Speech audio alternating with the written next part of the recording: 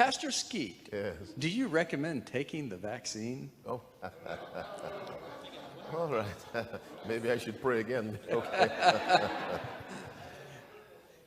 The Seventh-day Adventist Church put out a statement last year telling members it's an individual decision you have to make. The church believes in following the health principles. The church also believes in following science that does not conflict with the Bible. So you have to decide whether you do your own research. There's several vaccines, AstraZeneca, Pfizer, another thing. Which one you do your research, which has a greater percentage of success. You do your research. You also listen to established scientists who have their own concerns. Don't just listen to those who make the vaccine. Listen to the other side so you get a balanced view. Then you claim Psalm 32 verse 8. I will instruct thee and teach thee in the way which thou shalt go. I will guide thee with mine eye. You read Psalm 25 verse 4. Show me thy ways, O Lord.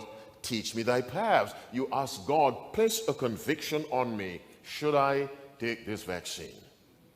If the Lord tells you to take it, you take it. Don't be too afraid. Remember Paul in Acts 28? He landed on an island and a venomous snake bit him. Are you with me? He shook it off. Why? Because he was about God's business. And so if you consider the vaccine venomous, you have a God who can take care of you. But seek his direction first. Are you with me?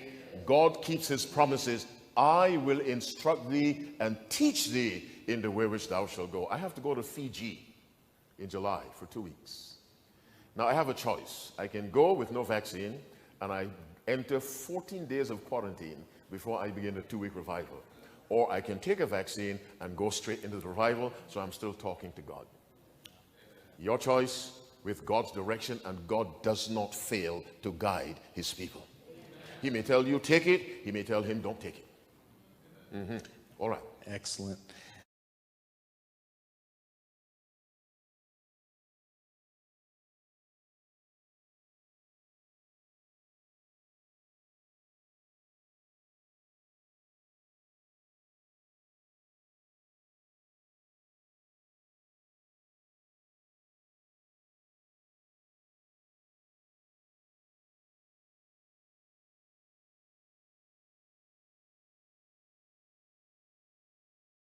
Okay, so do any vaccines contain egg protein?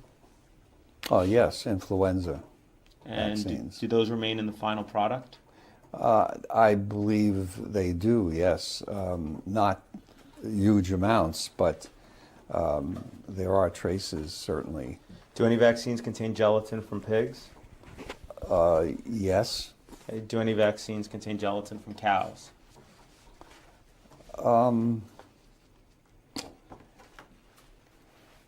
Actually, I think in Muslim countries they have tried to do that. But mostly it's from pig. Do any vaccines contain recombinant GMO yeast? Recombinant GMOs. Yes, I imagine so, yes. Okay. Do any vaccines on the childhood vaccine schedule contain MRC5 human diploid cells? Yes. What are these? Rubella, varicella, hepatitis A. Let's see. What are MRC5 cells? They are human fibroblast cell strain. Okay, and how were they created? They were created by taking fetal tissue and from a particular fetus that was aborted by maternal choice, and the cells, the so-called fibroblast cells, were cultivated from that tissue. The fibroblast cells replicate for about 50 passages and then die. So MRC5 cells are the cultured cell lines from aborted fetal tissue? They're not cell lines. What are they? Cell strains cultivated from an aborted fetus, yes. So cell strains from an Yes. aborted fetus. Yeah, they're not immortal. Okay, so they live for 5 generations and then they die. About 50 generations. About 50 generations and then they die. Yes. And then how is more MRC5 created? Well, a seed stock is made of early passage cells so that one can go back to the seed stock, which is, let's say, at the more or less the 8th passage, and make new cells at the 20th passage and use those to make the vaccine. Okay. And so these are the vaccines that contain human material in them. They also contain human DNA and protein, correct? They may, yes. Okay. Isn't it true that human DNA in vaccines is typically purposely fragmented to below 500 base pairs in length? Yes, one doesn't, I would say mostly for theoretical reasons, doesn't want to put DNA into intact DNA into vaccines. Okay. I think the actual risk is 0, but that's my opinion. Isn't it true that MMR2 contains approximately 150 nanograms cell substrate, double-strand DNA, and single-strand DNA per dose, purposely fragmented to approximately 215 Yeah. base pairs in length? Yeah, that's probably correct, yes. Okay. And is it true that Varivax, vaccine for chickenpox, is manufactured using WI38 and MRC5 and Yes. contains approximately 2 micrograms of cell substrate? No problem. And Just wait for the whole thing too, Doctor, please.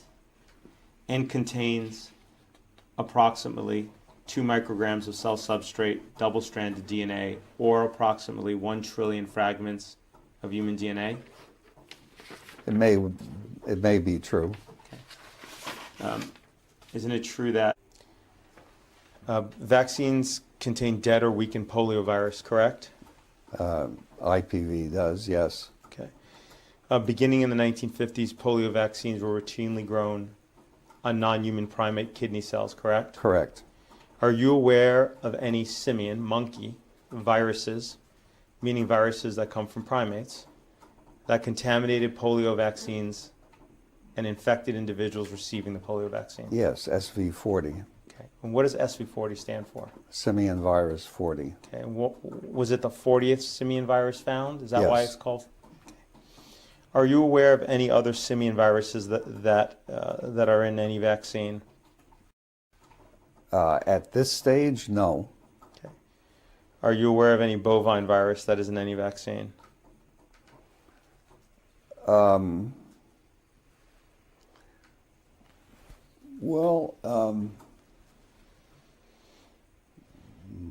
Bovine virus. Nothing comes to mind at the moment. Are you aware of any virus from any animal other than simian or bovine that is in any vaccine? Yes, there's a pig virus present in one of the rotavirus vaccines, What's that virus called? circovirus. Circo. Yes. Is there more than one type or is there only one? Oh, there's more than one type, but I think only one was recovered from the vaccine. Which one is that? I think it was 2. Circovirus 2? I think so. Are you aware of any retroviruses that are in any vaccine? Retroviruses? No. Are you aware of any prions that are in any vaccine? Are you aware of any human viruses that are in any vaccine apart from the virus for which the vaccine is intended? No.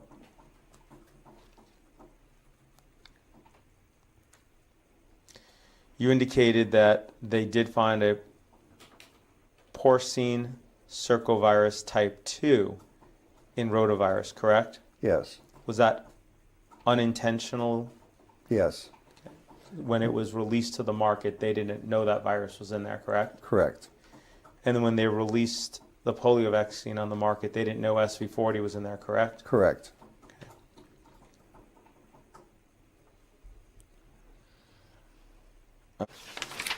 Yeah, 76. 76.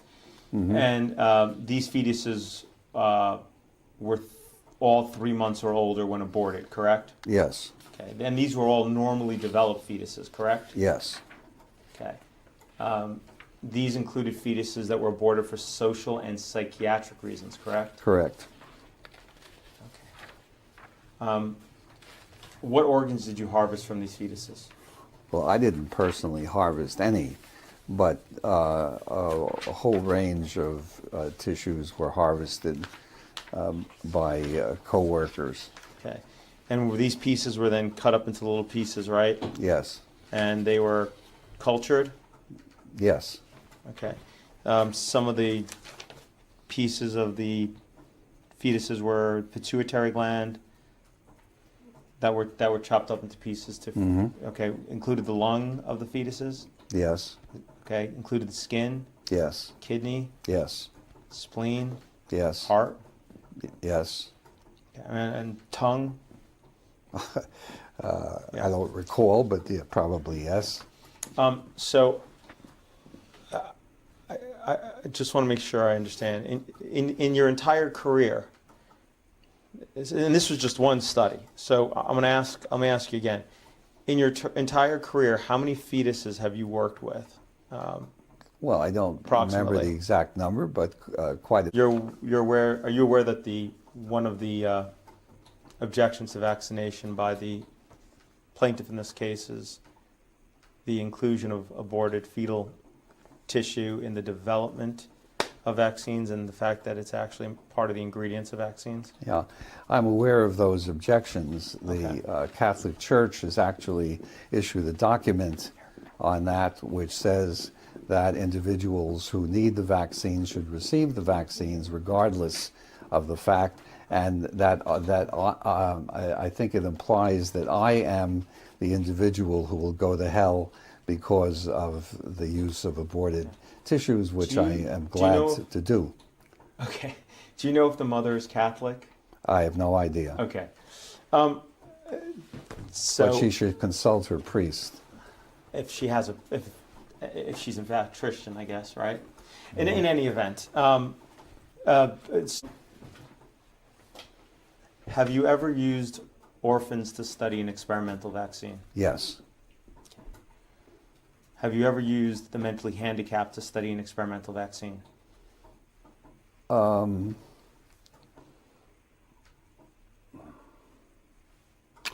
I don't recollect ever doing studies in mentally handicapped individuals.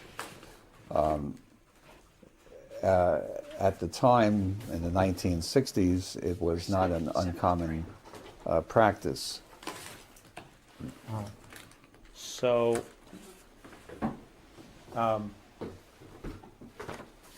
you're saying I'm not clear on your answer. I'm sorry. Have you ever used the mentally handicapped to study an experimental vaccine? What I'm saying is I don't recall specifically having done that, but that in the 1960s it was not unusual to do that, and I wouldn't deny that I may have done so. Do you believe that someone can have a valid religious objection to refusing a vaccine? No. Do you take issue with religious beliefs? Yes. You have said that, quote, vaccination is always under attack by religious zealots who believe that the will of God includes death and disease. Yes. You stand by that statement? I absolutely do. Okay. Are you an atheist? Yes.